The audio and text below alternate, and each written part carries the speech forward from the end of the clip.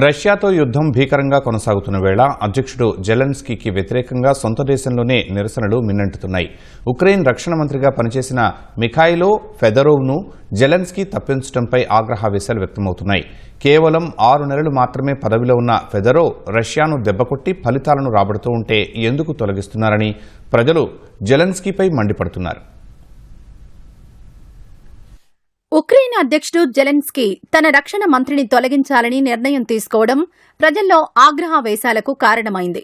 గురువారం కీవ్ నగరంలో వందలాది మంది జెలెన్స్కీ నిర్ణయానికి వ్యతిరేకంగా నిరసన తెలిపారు.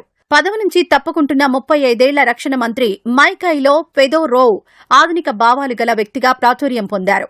రష్యా భారీ సైన్యంపై ఇటీవలి నెలల్లో ఉక్రెయిన్ సైనిక పనితీరు బాగా మెరుగుపడ్డానికి కొంతవరకు ఆయన సాంకేతిక నైపుణ్యమే కారణమని ప్రజలు బలంగా నమ్ముతున్నారు. ఫెడోరోవ్ నిష్క్రమణకు గల కారణాన్ని జెలెన్స్కీ బహిరంగంగా చెప్పలేదు. అయితే ఉక్రెయిన్ సాయుధ దళాల కమాండర్ జనరల్ ఒలెక్సాండర్ సిర్స్కీతో ఫెదోరోవ్కు సత్సంబంధాలు లేవని ఉక్రెయిన్ మీడియా కథనాలు ప్రచురించింది. ఈ నేపథ్యంలో ఫెదోరోవ్ను తప్పించడానికి సిర్స్కీనే కారణమని ఉక్రెయిన్ యువత మండిపడింది. సిర్స్కీ గో అవే అంటూ ఆందోళనకారులు వ్యాఖ్యానించారు. ఫెదోరోవ్కు అనుకూలంగా నినాదాలు చేశారు.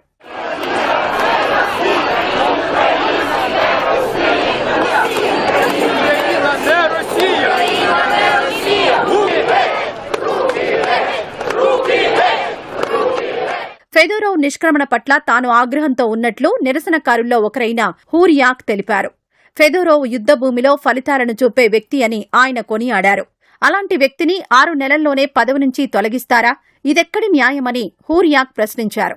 ఉక్రెయిన్ వ్యాప్తంగా ఇతర నగరాల్లోనూ ఫెదోరోవ్కు అనుకూలంగా ప్రదర్శనలు జరిగాయి. డిన్ప్రో, దక్షిణ ఓడరేవు నగరం ఒడెసాలోనూ నిరసనలు వెల్లువెత్తాయి.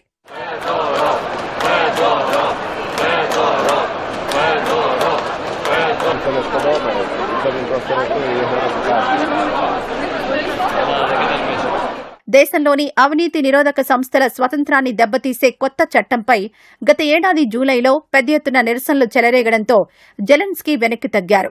2022 ఫిబ్రవరి 24న తర్వాత రష్యా పూర్తిస్థాయి దండయాత్ర ప్రారంభించిన తర్వాత మొదటిసారిగా ఆ రోజే ఆయనపై వ్యతిరేకత వ్యక్తమైంది. మళ్లీ ఇప్పుడు రక్షణ మంత్రిని తొలగించడంపై తీవ్ర నిరసన తెలిపారు.